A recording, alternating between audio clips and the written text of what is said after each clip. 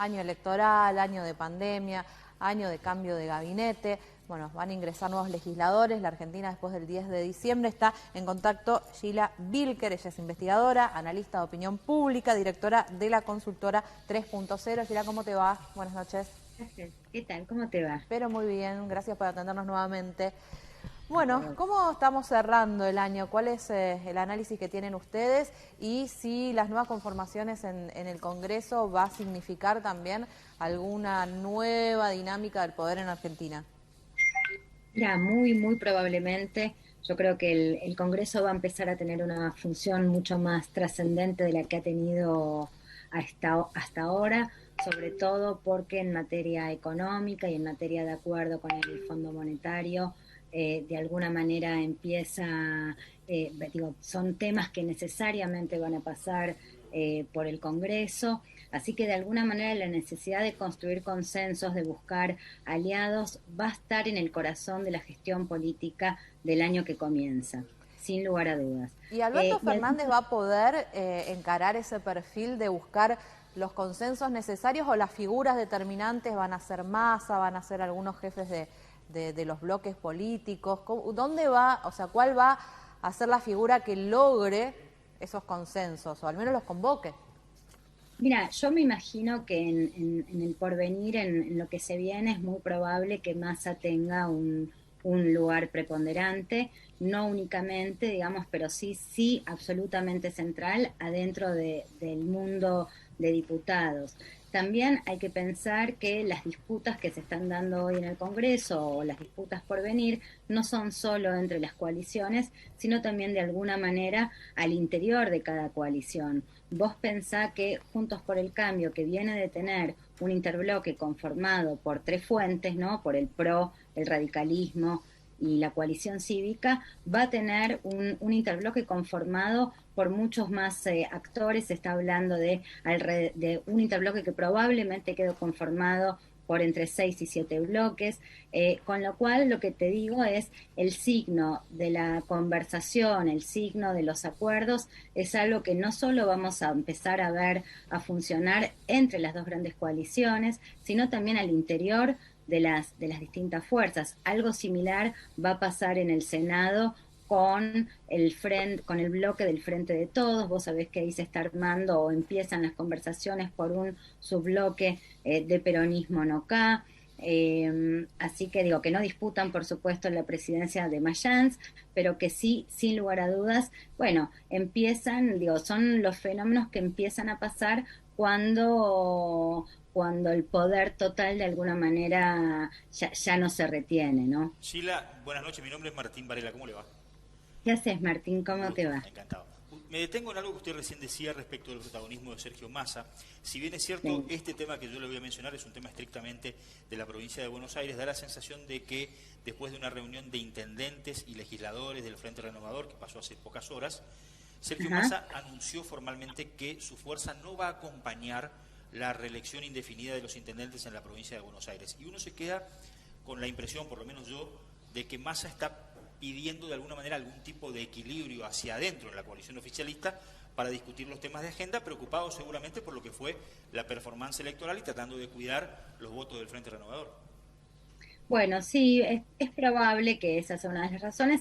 También es cierto que el freno a la reelección de los intendentes había sido en su momento propuesta de Massa. Es un proyecto que de alguna manera lo ha tenido a Massa como uno de sus principales impulsores, y me parece que tiene que ver con algo que de alguna manera representa una especie de democratización y de oxigenación de los poderes territoriales, ¿no? Digamos, nosotros sabemos que hoy en la provincia de Buenos Aires hay intendentes que gobiernan desde hace más de 20 años.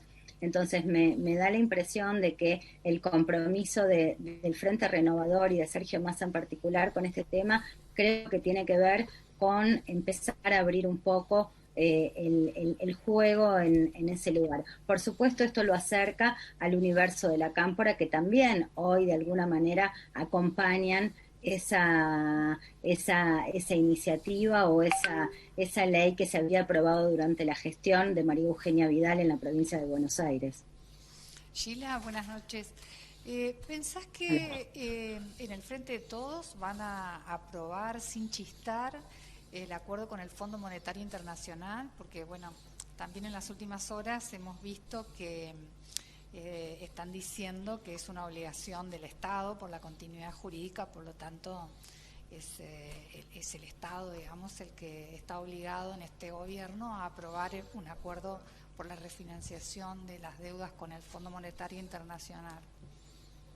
Bueno, mira, vos lo que acabas de marcar yo creo que es el primer, te diría como el primer mojón de dificultad que tiene hoy por delante el gobierno nacional, ¿no? Que es lograr el acuerdo adentro de su composición en las cámaras, ¿no? Digamos, hasta ahora ya hemos visto que algunos líderes de movimientos sociales, en particular Alderete, salió a criticar la posibilidad de un acuerdo con el fondo. También hemos visto que recientemente el presidente se ha juntado con unos cuantos movimientos sociales, entre ellos también el que lidera el propio Alderete, y me da la impresión de que la búsqueda del acuerdo y del consenso interno es, yo te diría, el primer desafío antes de llevarlo al Congreso a buscar un acuerdo de mayorías que incorpore la posición de la oposición. De hecho, la misma oposición está reclamando que para discutir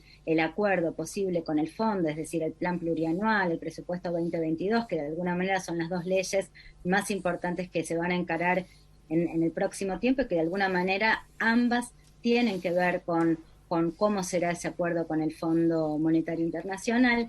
Bueno, me da la impresión de que una de las condiciones que pone la oposición es que el oficialismo lleve un proyecto que goce del acuerdo total de todas sus distintas partes, fracciones, fuentes que conforman el poder del Frente de Todos, ¿no? Ahora, Sheila, parece que en esta semana, yo lo decía al comienzo y estuvimos discutiendo acá, el presidente y su equipo avanzaron mucho en esto, reuniéndose con los movimientos sociales por un lado, la visita del ministro de Economía a la CGT, que hacía, decía yo, 40 y pico de años que un ministro de Economía no iba a la CGT, y a una CGT, ojo, vos sabés, como esta, que se unificó, se amplió. Hace rato que no teníamos una CGT tan empoderada como esta y que está apoyando al gobierno, y además con la UIA también y con otras reuniones con empresarios que se hicieron antes, con el ministro del Interior, el ministro de Economía, Culfas y compañía, donde también con otros dueños, como le gusta decir a los empresarios, no CEOs, prácticamente acordaron un apoyo al plan plurianual y a lo que se acuerde con el fondo en la medida en que le sirva. Obviamente en la CGT le dijeron que no bajen los salarios, que no se deterioren las condiciones de los contratos laborales, y los empresarios le dijeron que nos sirva para poder endeudarnos afuera, para conseguir créditos, etcétera, etcétera.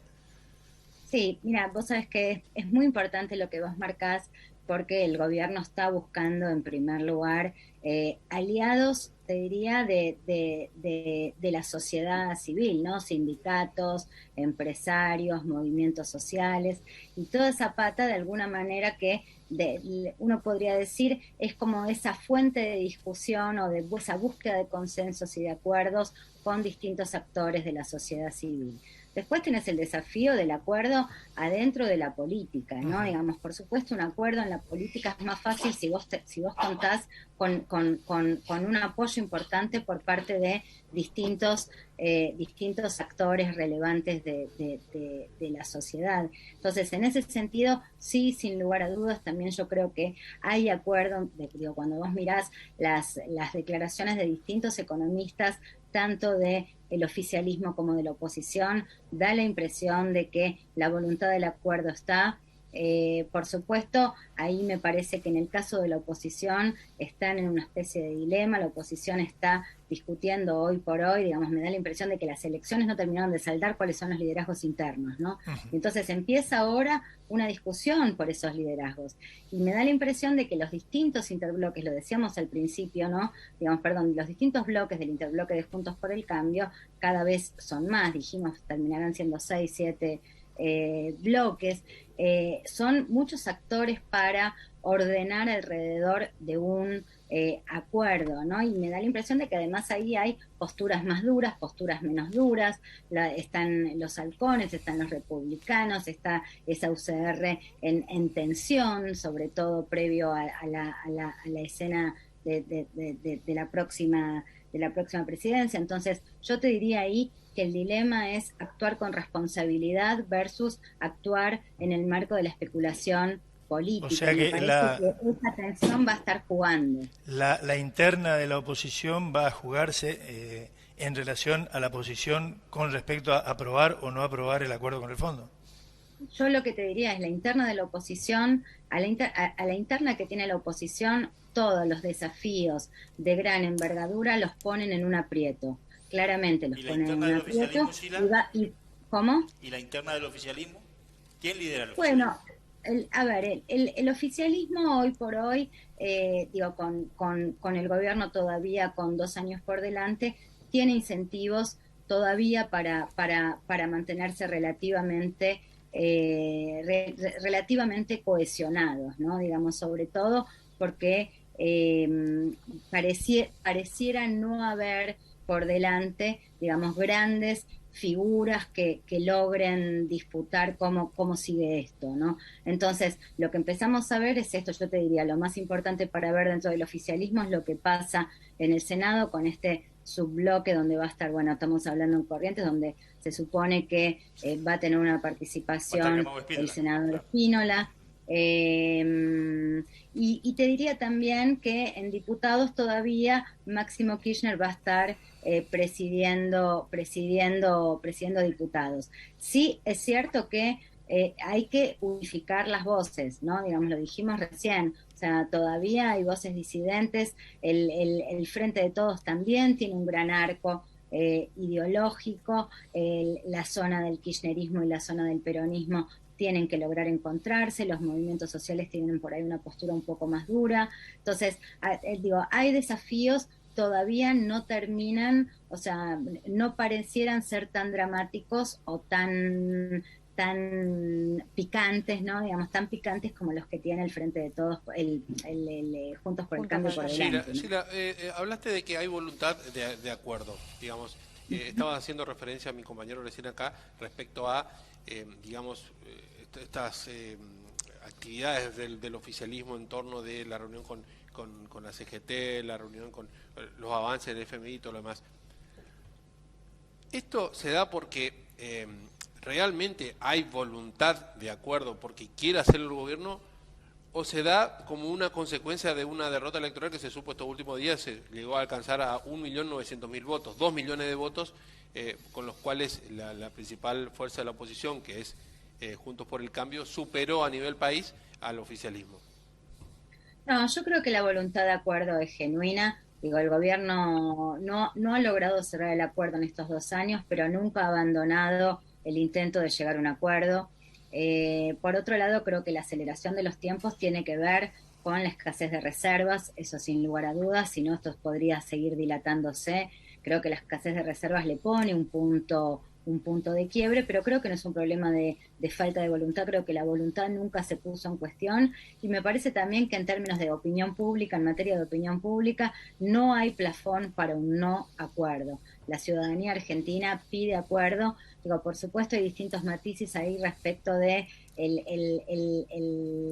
un acuerdo con tal característica o con tal otra. Digo, eso se puede encontrar, pero yo te diría que la posición de llegar a un acuerdo con el Fondo Monetario Internacional y de honrar las deudas es de alguna manera está en el espíritu del argentino medio.